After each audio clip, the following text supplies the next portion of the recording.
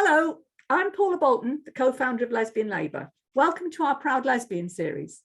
During Pride Month, I'll be interviewing a wide range of lesbians to gather lesbian perspectives and to hear about lesbian lives in 2022. And for my 7th interview, I'm really pleased to be speaking to Jo Campbell, lifelong gender non-conforming lesbian. Hello, Jo. Hi, Paula. How are you doing? All right, thanks. So would you mind starting off by telling us a bit about your life as a lesbian? Ooh, okay, it kind of goes a long way back. I was a very gender non-conforming child. I was very tomboyish, and this was back in the 70s. And it was okay, it was just, kids were kids, and you played with what you played with. And one of my best friends was a boy. He was a year younger than me, and we went to nursery together. We grew up together, sort of a little bit beyond that at primary school. And we were inseparable, we were both Tarzan, we were both Batman, and we were both cowboys and pirates and all that sort of stuff. And we made dens and bows and arrows. And so that was my very early life. And I don't know, I don't know whether this is me inventing a memory, but I just remember having a terrible, awful crush on his mum. From being very young. She was way cooler than my mum. She was just much more liberal, and she used to talk to us much more, and she was get on our level. So I thought that she was the bee's knees, and we're still in touch now, actually, on Facebook. And she's still gorgeous. Well, I suppose. Growing up a little bit, then I moved areas, and I had a best friend, Susan. She was 9 and I was 10, and we were quite physical with each other. We'd rough and tumble and kiss each other and stuff like that. But didn't think anything of it. That's just how we were.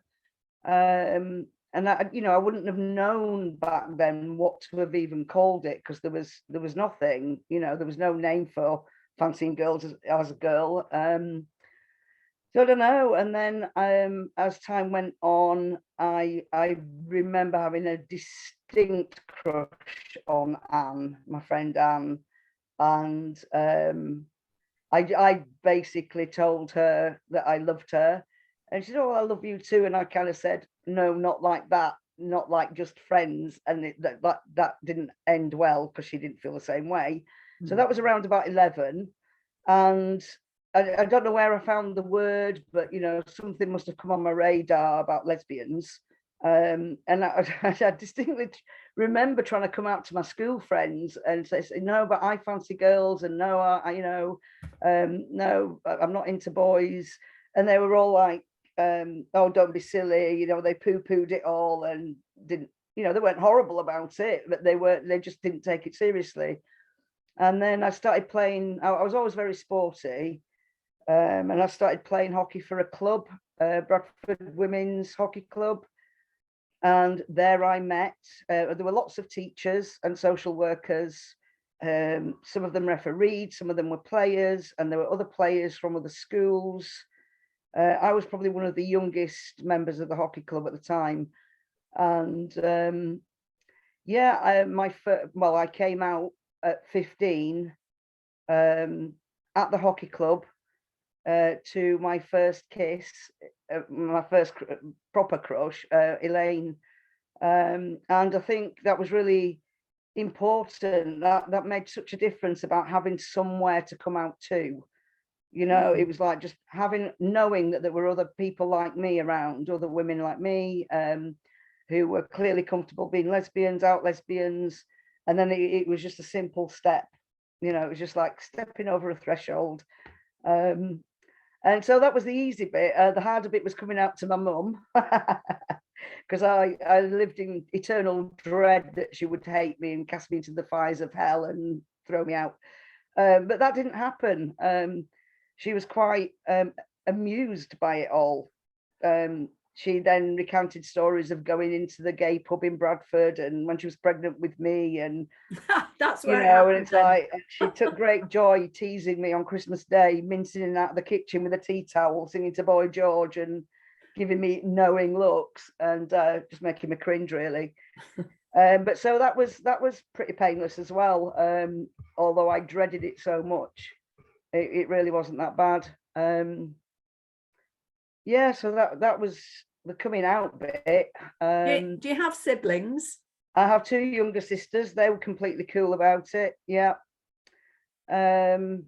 Yeah, even my grandparents, you know, my granddad kind of pulled a puzzled face. He didn't really understand, but he wasn't bothered.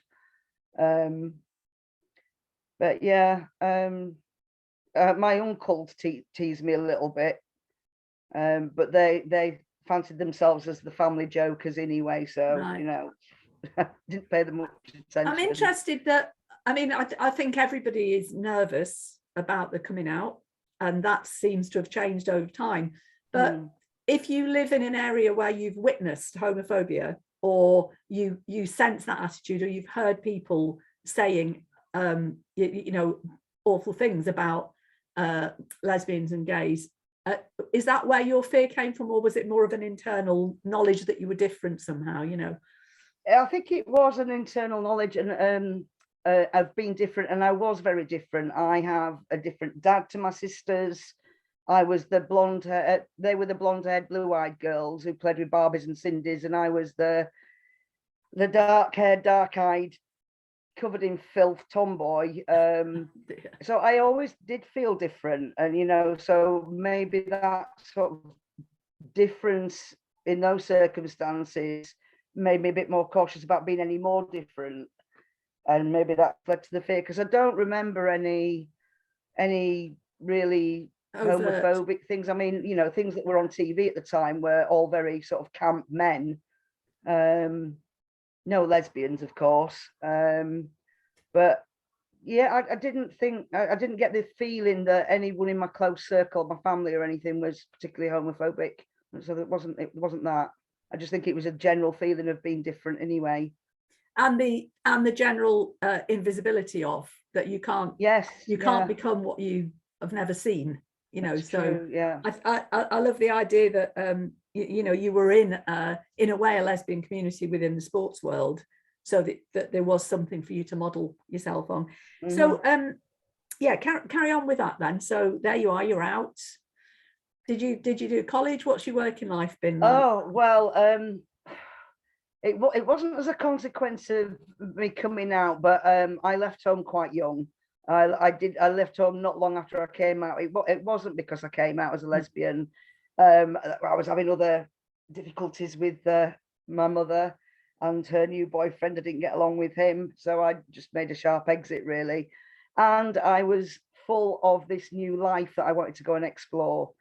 So I bit the bullet, left home. I actually moved in with a gay man that I knew down from the pub, and it was party time, really. I mean, back then, you know, people weren't that strict about underage drinking, so it was bars and clubs, and so yeah, we used to head off to places like Leeds and Blackpool and Sheffield, and just go out and enjoy ourselves, really. So I kind of misspent 4 years of my life before I thought I better go and sort out my education and grow up a bit. What year was that we're talking? What year? I came out in 84. Right. Yeah. So it was a good time to come out, actually. You know, everything was all a bit gender bendy. You know, androgyny was great, you know. There were, I remember being chased through Leeds train station by a very angry man who was hurling homophobic slurs at me, and he wanted to bash my brains in, but fortunately I got on the train and the train left before he got to me. And there was, you know, I mean, Leeds was far worse than Bradford. I don't know why that is. Still is. It still is. Yeah, I think in Bradford we're used to diversity. Yeah. And in Leeds there was a more sort of as I became political, there's definitely a more sort of far right element in Leeds than there ever was in Bradford. Yeah, so maybe it was that, but no, I just, you know, I was just happy making friends, you know, having relationships, having fun, and yeah, and then it was more that you know, that was all well and good, but I needed to do something more with myself, and that's why I went back to college when I was 19. I was going to say, so that'll be just about when Section 28 was coming in. Yeah. Yes, it was, and I became LG officer for Bradford Mill Community College, and the hot topic for us was adding the B. Do we add the B? You know, and it was like that was quite contentious at the time. But yeah, Section 28, and that's when you know, I sprouted my first sort of political tendrils, and it was, you know, demonstrations, occupations, marches, and of course there was the terrible HIV and AIDS epidemic going on. So we supported our gay brothers with safer sex nights and information and fundraisers and just anything we could do, really. And I recall at the time there was a real sense of solidarity between lesbians and gay men, particularly the scene-based lesbians and gay men. It was I wasn't really involved in feminism as such then, and feminist groups of lesbians, but we just did. It was like a no-brainer. You know, here are gay men really struggling, being disowned by their families. It's like, right, well, we need to take care of them. So that was also going on. Yeah, and just broadening my political horizons, really, learning about, you know, conferences and how they operate, which is a bit soul-destroying, really. It was like, surely it can't be this hard to change a comma in a paragraph, you know. Yeah. But it really was. Yes. Yeah, so so that was that, really. And even though I'd completed my year at college, they asked me to stay on as LG officer. Well, it became LGB officer, and I was closely linked, and I actually shared a house. It was a lesbian house share with the women's officer at the university. So we were like great mates, and we used to put on events, lesbian only nights. So we just started doing that off our own bat. We taught ourselves to DJ. We made our own banners. We made our own flyers, and it was all in the days before computers, when you had to have letter set. Do you remember that? Yes, I do. And line it all up. The Stetner as well. And it was great, and we had loads of time somehow to do all these things, and it was always really good. You know, the events were well attended. Everybody had fun. New relationships began, and yeah, there was a really good women's scene. And then there was a women's disco called Checkpoint that was on every fortnight, and that was at the West Indians, upstairs in the West Indian Community Centre in town. And there was quite a fearsome matriarch at the helm. Yeah, and she sorted all the issues out, because she had such a really diverse mix of lesbians. You had the little toughies that wanted to fight over women and drink loads of beer, and then you had the middle class lesbians, and then you had the hippie lesbians. Yeah, it was just a real mixed bag. But I think Yvonne, the great matriarch, did deal with these issues between the customers, you know, really quite well. And it's like she sort of influenced the space with her feminist ideals, not majorly, but gently. And it's like where you deal with conflict and how you appeal to women about treating each other with respect instead of acting like blokes, you know, because that it still is an element, I'm sad to say. But yeah, I think that's comes about by having a lack of role models, really. Yeah, you know, it's like some lesbians think, oh well, I've got to act like a man now, you know.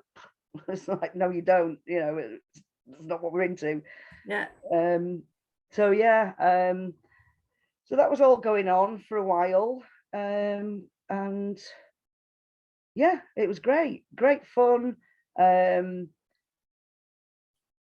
You know, and we felt like we were making a difference, like politically. You know, the pride marches really meant something. It was, you know, great big swelling in your chest to be amongst like-minded people and challenge the government, you know, the Tories on this bloody awful clause. And you know, and fight for, you know, equal age of consent, and just to be respected. You know, we spent a long time trying to get away from this myth that we're all a bunch of perverts, you know, and not to be trusted around children. You know, we're lesbians who are having the children taken away from them.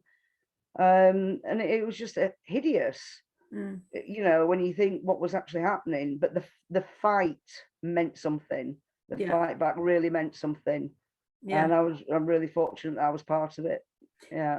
Can I ask you, when you first came out and you talked about the gay pub, was it overtly a male space with a little side bit for the lesbians? I'm just interested because some of the other areas that have come up in the interviews, you know, Glasgow particularly was very, apparently it was very much a men's scene with the lesbians off at the side. I just wondered what Bradford was like. Yeah, well, it was just the one pub, and to be perfectly honest, I mean, everybody who didn't fit in, you know, all the goths, the punks, you know, I don't know, the funky people and the gay people and the lesbians. It's like we all went there. So it was a real mixed bag. And I think, the lesbians used to sit round one side of the pub, probably nearer the toilets. It was just practical, I think, more than any sort of segregation. But that's only because we had the one pub. Yeah. When I moved to Manchester in the 90s, that was more, it was more that lesbians had a token one night a month above the bar, you know, the men's bar. And there was more of a distinct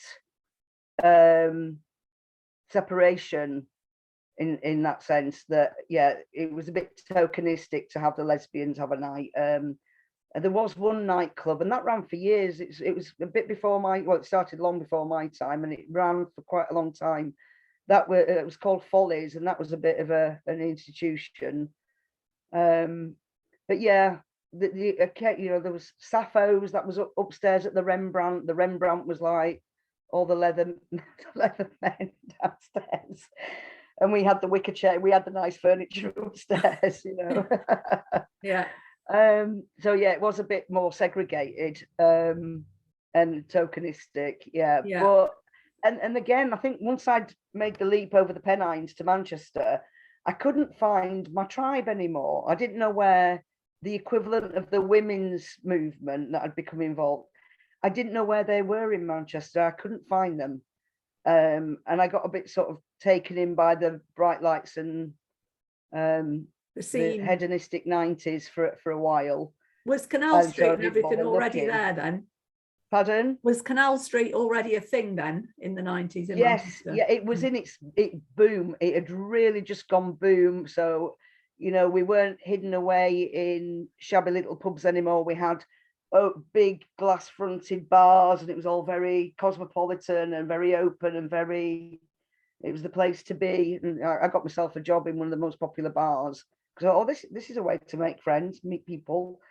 But it was very, very scenic, and I couldn't find the feminists. I couldn't find the alternative women, the hippies, the eco warriors. I just couldn't find them in Manchester, which was a bit of a disappointment. Was there much of a? Haven't. Sorry, George. Sorry to cut into you there. I'm just interested as well. There is this other. Is it mythology? Is there too much reliance on drugs and drink and cigarettes? You know, there's an issue around lesbian health, whether it's self-medicating because of the toll it takes on your mental health, or whether it's just because it's scene-based. You know, what are your thoughts on that? Gosh. Where do we begin? Yes, I think you're right. I think it's combination of two, possibly more things. I mean, alcohol certainly featured a lot in my younger years, and it was just what you did. You know, that's what you did. There weren't coffee shops or bookstores to go to. There was nothing else. I mean, I had the hockey club, but again, you know, we'd go to the hockey club after a game and drink. So, you know, drinking culture was everywhere, and I think that's kind of part of the fabric of those decades. It's like when I look at my niece and nephew now, who are in their 20s, drinking isn't a big thing for them. I think it's a generational thing Right. as well. But certainly when I hit Manchester, and it was the rave scene, it was, you know, everybody was sick of Thatcher, and she tried to sort of stop us enjoying ourselves. So I think we all pushed back, and yeah, hedonism, drink, drugs, partying all night, all weekend sometimes. That was again part of the scene and the culture. And I remember actually a conversation with my friend who worked in the NHS. She's a sex therapist, and I didn't know this at the time, but this has come about. It's like none of us expected to live very long. You know, but gay men certainly didn't. Yeah. You know, and even though lesbians were typically not as affected by HIV, in that, you know, we got HIV, but I think there was an overall sense of life is short, live it while you can. Well, we also had the very real nuclear threat, and there was a very active lesbian thread in peace politics, wasn't there? Absolutely, yeah. I remember growing up with that. You know, every time we heard a siren go off, it's like, oh, it's a 4-minute warning. Yeah, so yeah, and yeah, and yeah. So there was this very sort of strong live for today, you know, Yeah. or live for the next party, live for the weekend, you know, work hard all week, you know, get your clothes, get your drugs, get your, you know, your ticket to wherever, and off you go and have a, you know, wild weekend, and then back to work on Monday, and rinse and repeat. And that was probably very true of my life for about 10 years. So what was the working life? You mentioned you got a bar job, but what other work were you doing? I was working as a support worker with adults with learning disabilities. Right. So I worked all number of shifts, weekends, bank holidays, late. I did sleep-ins, and that was another thing. There was always something going on in the village in Manchester. Like Monday night was a really good night. You know, it was better than any. Well, it's as good as any Saturday night anywhere else. And if I'd worked the whole weekend, I can know that I could go out on a Monday night and let my hair down. So it was just like a 24-hour. It's not even a mile square, the village, you know, it's tiny really, but you could spend a lot of time down there, and I did. Yes. Yeah. So was your working life ever affected in a negative way through lesbophobia or homophobia or anything?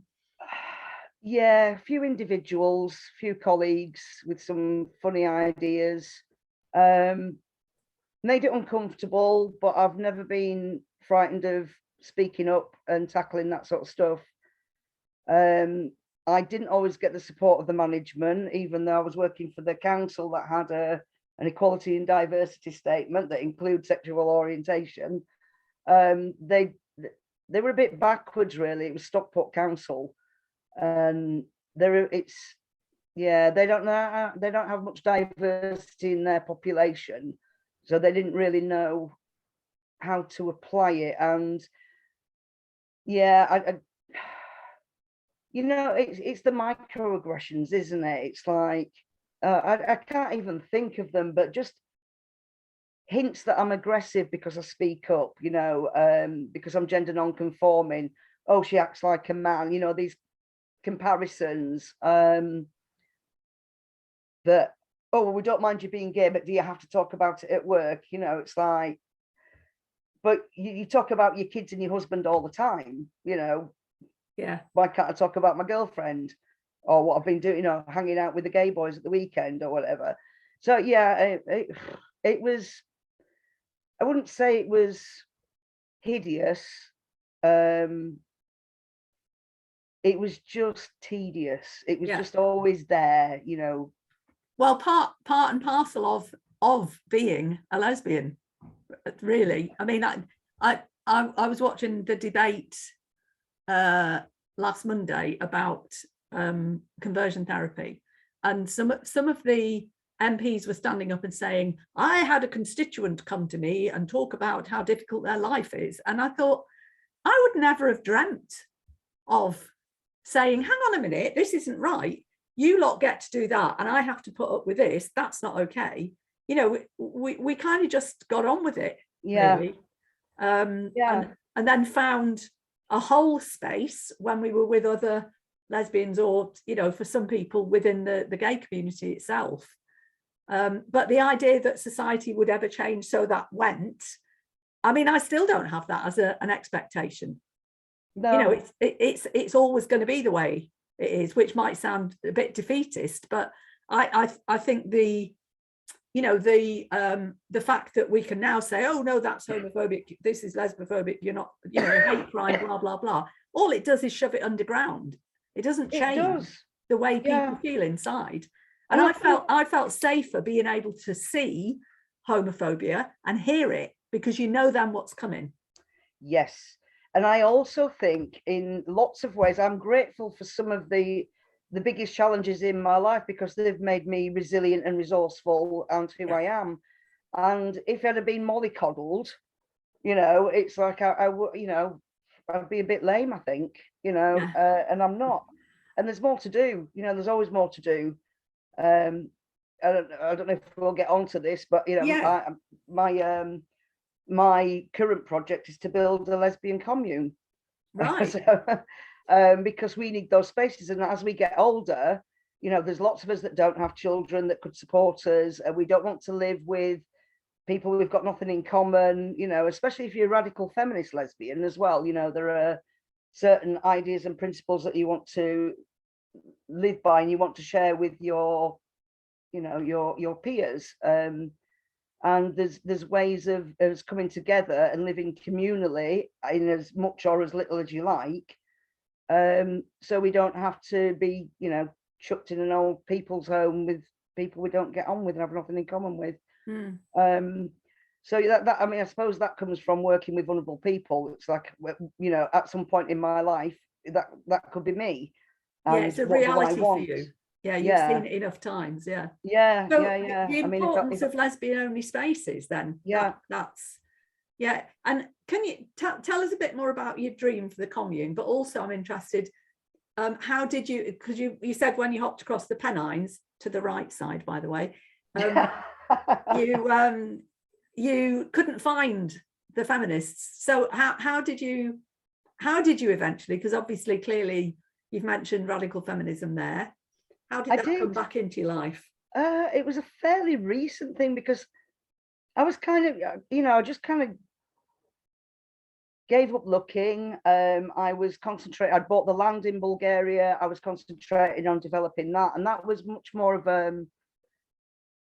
it was concerns about the environment that was really driving me at that point. And then I thought, once I've got the land, it's I can make it whatever it needs to be. But the acquisition of the land and the buildings was my priority. So I kind of just veered off that way, and that was I spent, you know, well, I think that started in 2005, 2006. So I was preoccupied with that, and I kind of gave up looking for my tribe. You know, I do have some amazing friends and who do consider themselves feminists. Most of them are heterosexual, but that's not a problem, you know, there isn't any problem at all. But yeah, so I kind of just went off the boil really, and then it was waking up to oh yeah, well well, a number of things happened. I went to the LGBT Foundation for some counselling after a relationship had gone very, very badly wrong. And I was just in like shock horror, reeling from trying to make sense of what on earth had just happened with this woman. And she had she came out in the relationship with me. She had some very heteronormative ideas about our roles, which didn't sit comfortably with me. Anyway, she was a confusing thing to unravel. So I went off for some therapy, some counselling. And I remember the therapist referring to me as cis. And I was like, I kind of had heard about it before. I was like, anyway, it was right at the very end of the last session. So I just thought, I'll just get out of here. It's like, whatever. But then I recounted the story to my friend of 30 years, and she went, what the bloody hell is cis? So I said, oh, it means you're not trans. And so if you're not trans, you're cis. And she went, I'm not bloody cis. I said, no, neither am I. It's like, what is going on? Why are they inventing these new ways of describing things, women, you know? So anyway, so I left her with that, and I went off to Bulgaria for 3 months, and you know, just totally shut off from the internet and the news and the world and everything. So I kind of buried myself out there for a bit, and then I came back, and she just grabbed hold of me and went, Jo, something really bad's happening. It's like, I've been on Mum's net. And I went, what's going on? She went, I've been down a rabbit hole. She said, this cis trans thing.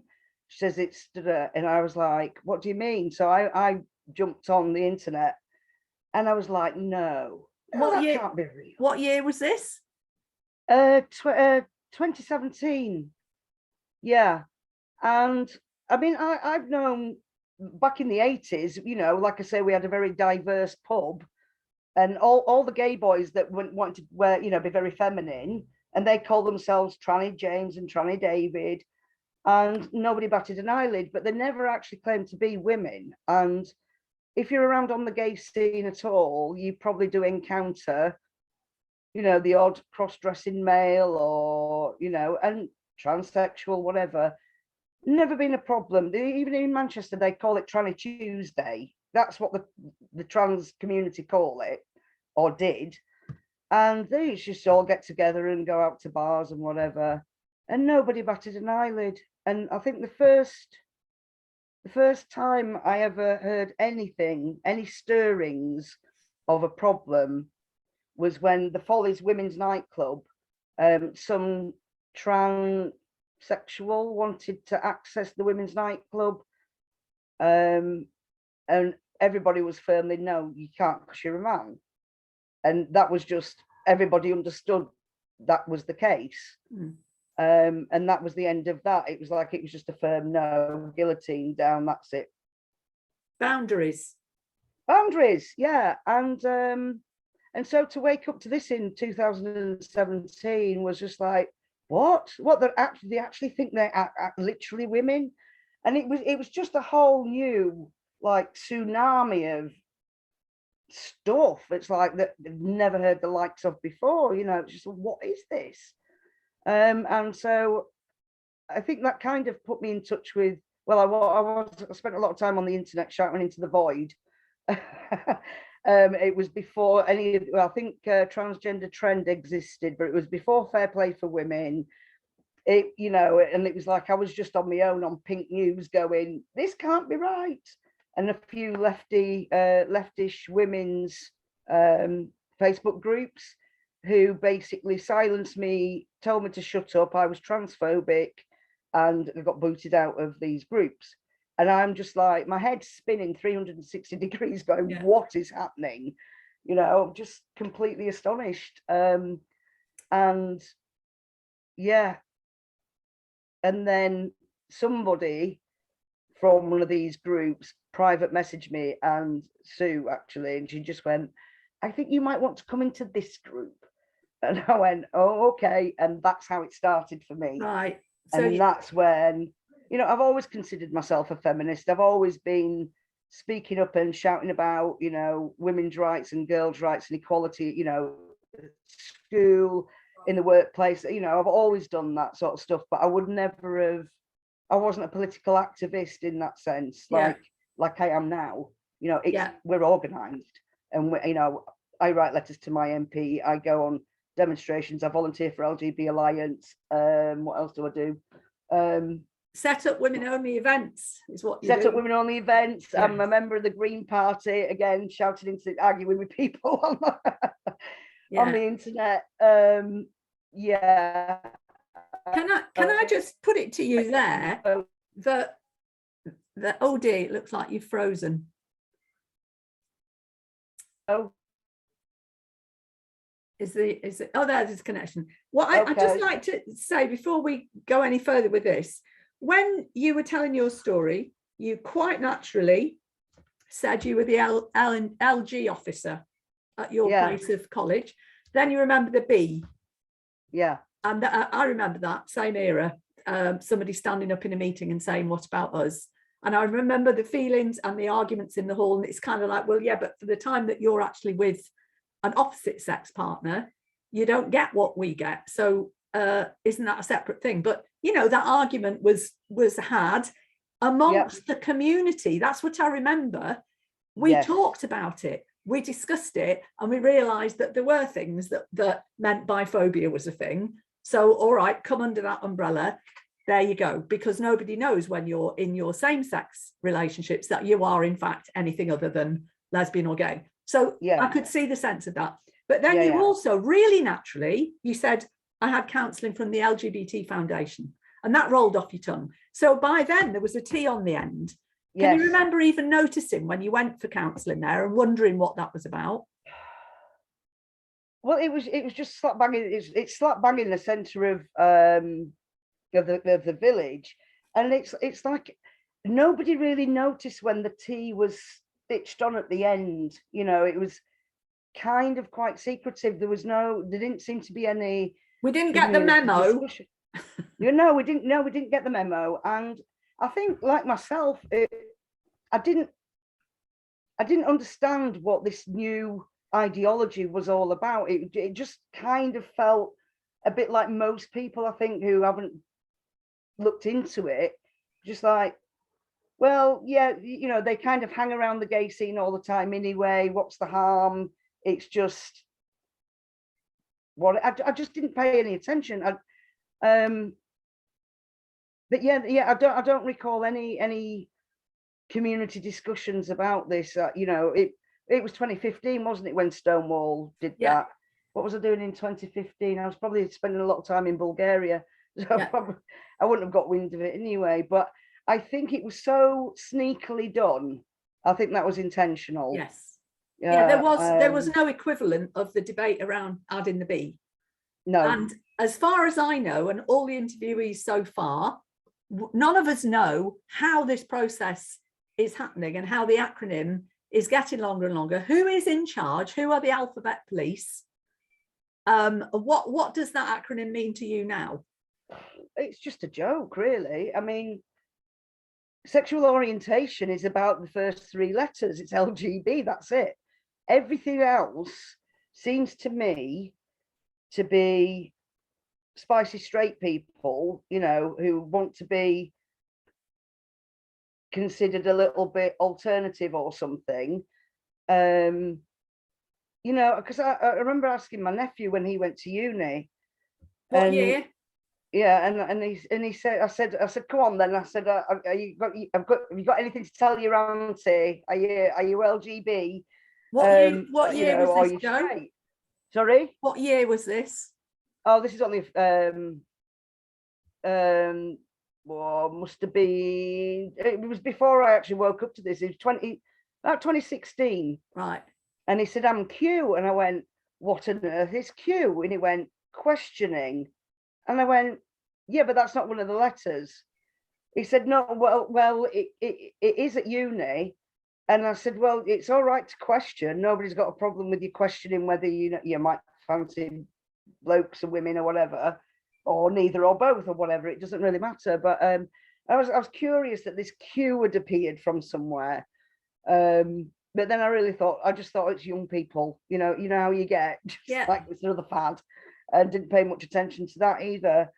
But I see what's happening now, and it just gets longer and longer. It's the whole alphabet pretty much, and these new invented gender identities, and it's just become ridiculous. I think young people now have lost a sense of connection to each other through culture, through music, through the arts, you know, through hobbies and sport and whatever. They spend way too much time on the internet, like trying to find some sort of community and make sense of the world. It's like, you need to get out there, you know. And I think they're just inventing things. Interesting you mentioned that, because where is the music? You know, I mean, those divisions used to be goth, punk, emo, grebo, grunger, whatever, teddy boys, you know, we always had, it was around music and outfits. Now there's the outfits, there's definitely outfits and there's way too much outfit. Where's the music? As a musician, it worries me. You know, I've never heard a song by the other side. They certainly don't chant very well in tune, I have to say. No. They lack, well, they lack cultural depth. I don't know. I mean, I had a standing joke because, like, again, my same nephew, he called himself an emo, and I was like, "What's an emo then?" And I said, "Oh, I said, so the emos have really eaten the goths. You've subsumed the goths and you've incorporated them into your new version of goth, and that's what an emo is." And he kind of said, "Well, I don't really know what goth is." And it's like, "Oh, okay." Yeah, this is it reinventing the wheel. But yeah. Yes, that's interesting. But there just doesn't seem to be anything akin to what there was when I was growing up. You know, we had the mods and the rockers and ska and the rude boys and punks and skinheads, yeah. And everybody just rubbed along quite well. You know, you tend to have to do when you've only got one youth club. You know, you have to, you know, wait for your music to come on before you can have a good bounce around on the dance floor. But that just doesn't seem to exist, and I think it's I think this has added to this endless searching for an identity that's going on online in the young people these days, and I'm frightened for them. I really am. So if you were you now, let's imagine same Joe realizing what you realized when you were 9 and to 15, and you were trying to place yourself in this world now, what do you think your journey would be like coming out today? Oh my goodness, I dread to think. I think about this a lot because even as a child, I imagine, had somebody said, "You should have been a lad, maybe you're a lad, maybe you're really a boy." Possibly because of the special attention that might have given me. Possibly, I don't know. I could have been prime fodder for going along with that. We do need to save the tomboy, definitely. Yeah, but coming out, would I have still been sporty? Would I have been the hockey team? That would have been my saving grace if that was still the situation, that I was playing hockey.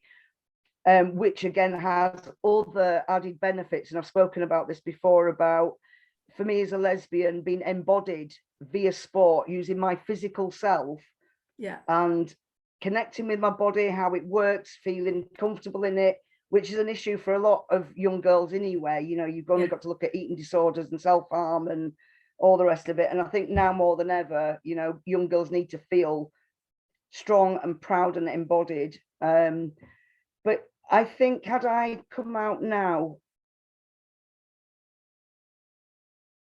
well, I know there'd be an enormous amount of pressure for me to accept trans women as women and as transbians, and to embrace the lady penis, which, knowing me, there would have been 2 words to that.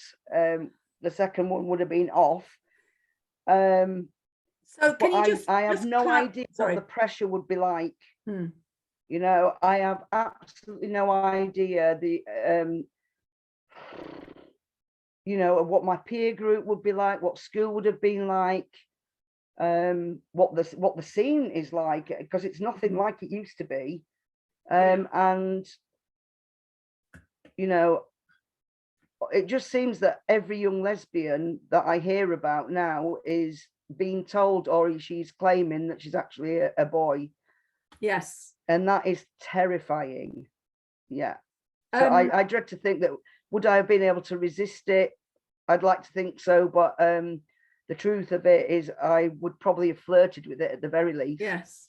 Yeah. I mean, I think also there's an unfortunate postcode lottery going on, depending on whether your school has had one of the Stonewall acolytes in, where the Mermaids has been there. 2 schools in my town, one has, one hasn't. In the school that has, 20 out of a class of 30 are identifying as something, 14-year-olds. The other, it's not. You know, I mean, you don't need to be a very in-depth researcher to see what's going on there. No. Can you just for the sake of people that might not be versed in this or be new to the changing language, you mentioned a thing called the Transbian. Yeah. Well, they're inventing new words all the time, so we're inventing them as well. It's because they claim so straight men who think they're women are attracted to women because they are straight men, but want to claim that they're lesbian in their new female identified self. And I'm sorry, but they're not lesbians. Men can't be lesbians. And I suppose in order, because when I know what I'm talking about when I'm talking about lesbians, all the sensible people do. You know, we all know what a lesbian is, in the same way we all know what a woman is. But in order to distinguish between those people and ourselves, we call them transbians, because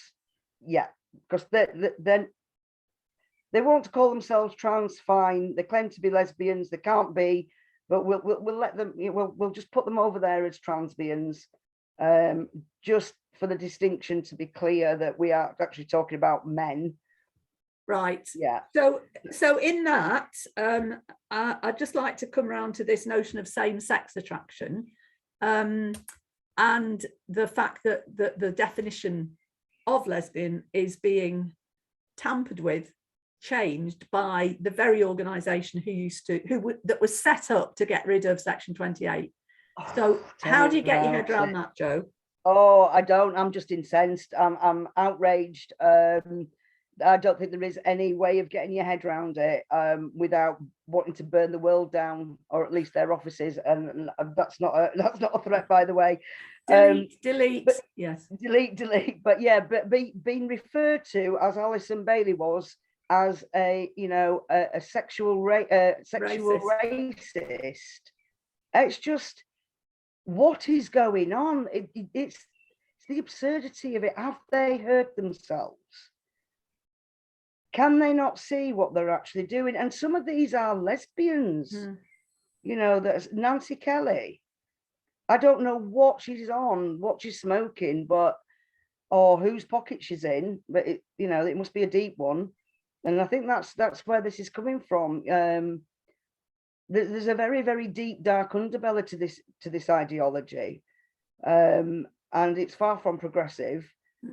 But and I think as well, lesbians have always been the easy target, or the first target, haven't they, for lots of things, and it's no different this time round with this. The endless canary at the coalface. Oh, absolutely, yeah. And I think what's emerged for me in terms of what I feel like I must do is be as visible as possible, speak to as many young lesbians as possible, put out the whole spectrum of what sort of lesbian you can be, the fact that you can wear what you want, cut your hair, call yourself what you want, you don't have to transition, you don't have to have medication and surgeries. You can have lovely, amazing, gorgeous, wonderful relationships. You can be single if you want. You can do whatever you want. You can live your life unimpeded by all this stuff that's crushing down on young people now. And it's just like, you don't have to succumb to this. And I really would love, well, I'm hoping that Stonewall falls apart, and I think it probably will. And when it's replaced with an LGB charity, that we start to undo some of the pernicious work that's gone on, particularly in schools. We need to unpoison these young minds. And I think that's probably the only way we're going to do it. Well, I think there's multiple ways, but we've got to be visible. We've got to create spaces. We've got to speak the truth. We've got to challenge the lies that young people are being told. I think I'm not a parent, but I think if I had a daughter, at the moment. I'd probably be taking her off to Bulgaria and unplugging her from the internet for the next 5 years or something. But you know, we've got parents have got to be able to challenge their kids, but keep the relationship. You know, it's a delicate balance. Yes, because teenagers are notoriously rebellious, aren't they? But, they are. And also the thing about teenage, we talked about identity, we talked about music and stuff in the past, is symbols. You know, talk to me about rainbows, Joe. I'll resist the vomit emoji. Yeah, oh, God bless our lovely, lovely, lovely rainbow flag that's been had. Yeah, it's absolutely. I remember the first time I saw the progress flag, and it just visually struck me that that was an invasion. You know, the pointed triangle coming in. For those that don't know what the progress flag is and what our rainbow flag was, and that there's been a takeover, could you describe that? Yeah, well, originally in the 70s, it was a guy called Gilbert Baker that produced the first rainbow flag. And it represented things like nature and the elements, and everybody was included who was LGB under that. There was no need to distinguish color of skin or disability or anything. There was, you know, the flag was the flag. It said it all. It was enough. And we're all incredibly proud of it for a very, very long time. It was very symbolic. You know, if you went to a different town or there was a bar with it outside, you knew you'd be safe there. You know, it was symbolic. I know I've traveled the world and looked for rainbow flags. And recently, the trans ideologists decided they wanted a piece of the LGB whatever community, if you can call it that anymore. And they inserted rather aggressively a pointy triangle with black and brown stripes signifying people of color. It wasn't necessary to do that. The flag already included everybody. Yeah. Right. But no, they wanted to, oh, you know, you've got to include this. But they also snuck in there baby blue, white, and baby pink trans colors in. And if you just look at the flag visually, you know, it's like, if you look at a rectangle and you see something coming in from the left, it's pointy, it's an angle. I've said some things that I can't repeat on camera about what that looks like. But yeah, an unwanted intrusion to something that was perfectly fine and it was ours. Yeah. And now I don't feel any, you know, I feel positively ill when I see one. I've recently removed one. I won't say where from. It was left outside, so it wasn't stealing, honest. And direct action, Joe. Direct action, that's the yes. one. And the thing is, it's that part of me is wanted to reclaim the rainbow, but I think as well with the whole corporatization of pride and everything, it's lost. But this one flag that I liberated, I intend to cut the unwanted intrusion out and just stick it in a plant pot at the front of my house, just as a statement on its own. Yeah. And people can walk by and make of it what they like. Insofar as reclaiming the rainbow flag, I don't think that's going to be particularly possible. Is it really desirable? I'm not sure either. I think it's gone too far, like I say, with the additional corporatization of pride, and you know, it's just lost all meaning. Yeah. And I'm, you know, but we all need symbols, and we've got the Labris, we've got right. our flag. So there you go, the Labris. So lesbians, strong, proud, Amazonian, fighting lesbians. Absolutely. And so we have various initiatives at the moment. We've got Lesbian Fight Back, we've got Lesbian Strength. So pride wasn't working for lesbians, was it? Would you like to just mention the journey from lesbians hijacking pride in 2018 to lesbian strength marches? Oh, yes. Well, I'm very pleased to have become friends with the Get the L Out, who did that first action. And I was just like, yes, Yes, we really must. I mean, I've been to a lot of Pride marches, and I haven't enjoyed them in the more recent years, which I can't remember the last time I went to one. 2016 perhaps. But yeah, I'd gone off it by then anyway, because it had become much more sort of overtly sexual, kingsterish. It become very, very male. It's not a place where lesbians want to be generally. Yeah. And yeah, but yes, so when Get the Hell Out did their action, I was just like jumping up and down, applauding them, and it's like, oh my god, yes, this is amazing. We need to take back Pride, or we need to make a stance, because Pride is a protest after all. And then Can you just describe what happened? The parade was all lined up, ready to go, and there's a bit of a process to get onto a Pride parade now. You have to apply, you have to put your names down. Some people have to pay, you know, other people don't. I don't know what the criteria is. And you all have your allocated places, and you all meet up at a certain time. You get all in your places. And I think it was just as the parade started, a group of lesbians jumped out into the front with their banners, and disrupted the flow and got their message out. I can't, trans activism erases lesbians. That's right, yeah, trans activism, and it was brilliant. It was absolutely brilliant, and it went down, you know, it went down with the Pride people like a ton of bricks. They didn't like it one bit. They didn't want to be challenged. They didn't want their happy little status quo messing with in any way, shape, or form. And I just think it was one of the best things. It really ignited some passions. And, you know, I mean, in Manchester in particular, we had meetings, and then we had people protesting our meetings, and then we had the people going the L with the T, or, you know, and it's like, and it's divided Manchester. And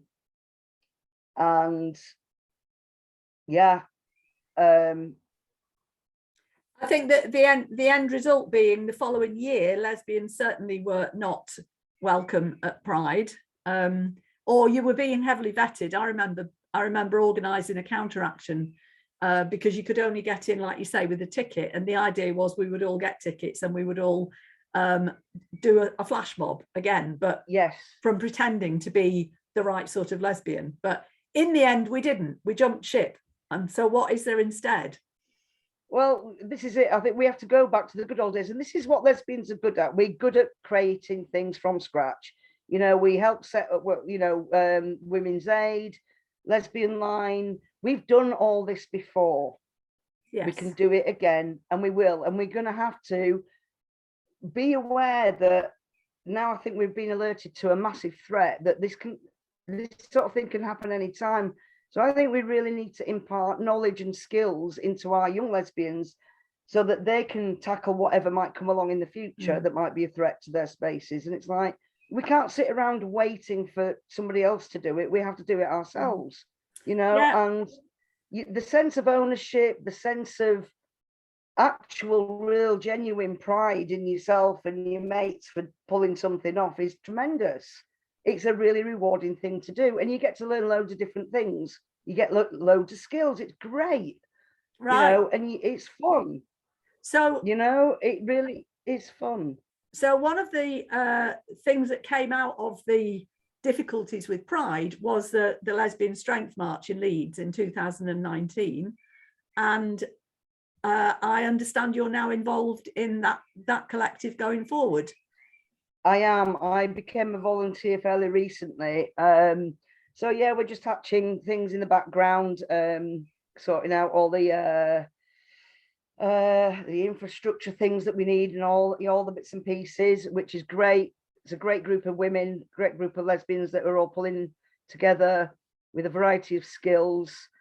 And this is the sort of thing we need. And, you know, is there a march this year?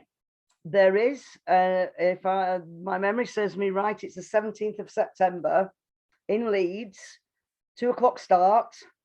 Should take a couple of hours for the march, and then there's a rally, and there'll be refreshments and entertainment and some speeches, which reminds me I really must crack on and write my speech. I probably need to watch this back and take parts of this. Take part of your notes, but yeah, indeed. So lesbian strength is carrying on, is moving forward. So I just wanted to ask you one more thing just to finish. I interviewed a lesbian who was married, and I have to say that up until last week, because I'm not interested in marriage, I'd bought the lie that we have equal marriage. And I didn't realise until I was watching a documentary about the way Gentleman Jack affected various women. And these two young women wanted to get married in their church. Can't do. The church doesn't do gay marriage. It's kind of like, well, what part of equal did we get then? So I recently was looking, and the actual Marriage Act that passed in July 2013, I don't know if you know, in brackets is called the Same-Sex Couples Act. Oh. Now, to me, language matters. It does. So Stonewall, if anybody from Stonewall is listening to this, please take note. If you change the definition of lesbian or gay from same sex to same gender, you thereby undo all the work that you did in the first place. So absolutely. They're just eating themselves, aren't they? They're going round in circles. Yes, anyway, I want to finish with representation, because here you are, a fine example of a visible, lifelong, gender non-conforming lesbian. Where else can any young lesbian find representation? Because in terms of films, books, music, TV, how has that changed in your lifetime? Is it now possible that there is more than one lesbian film to watch, or, you know, TV series, whatever? Oh boy, yeah. There's definitely much more, many more films now. I think I clamoured for, oh, just a moment, my batteries going. Sorry, I had to do that. That spoils the visuals a bit. I think there was a queue for the one lesbian video at Blockbusters in the 80s. Desert Hearts. Desert Hearts, yes, it was. But in terms of representation, there might be more lesbians, say, on Emmerdale, you know, or in East End, wherever, you know, whatever. But are they positive role models? This concerns me, because from what I can see, even going back to the killing of Sister George, that's a quite a dark representation of lesbianism. You know, that's not inspiring. It's terrifying, to be perfectly honest. And also, we've quite often been portrayed as mad or bad, or then we die very early on. We're disposable. Yes. We're not long-lasting characters that are well-rounded and positive. It's like we just don't get that. There's actually a word for it. I can't remember what it is. Lesbian erasure, perhaps. Well, it is lesbian erasure, but there is actually there is actually a word. I shall have to go and figure that out afterwards. But yeah, so and you know, there are so many more platforms now. There's, you know, Netflix, and I watch a lot of things on Netflix.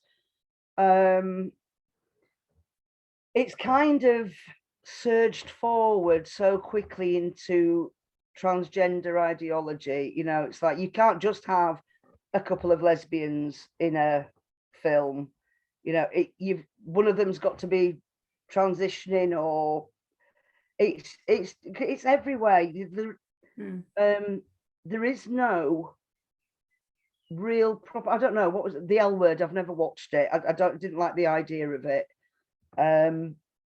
But are they representative of lesbians? In terms of, if you're rich American, you know, LA high society, whatever, and there was the odd working class character, but that's now been queered. L Word Generation Q now has a trans man in it, etc., etc. But I did look into the history of the making of it, and a documentary with the director and the producer, etc. And they're a bit like Gentleman George. Again, sorry, not Gentleman Jack, not Gentleman George. Gentleman Jack. The documentary about the making of that is that it really, even in its inaccurate representation, there's enough in there in either of those series to help women to know who they are and to come out.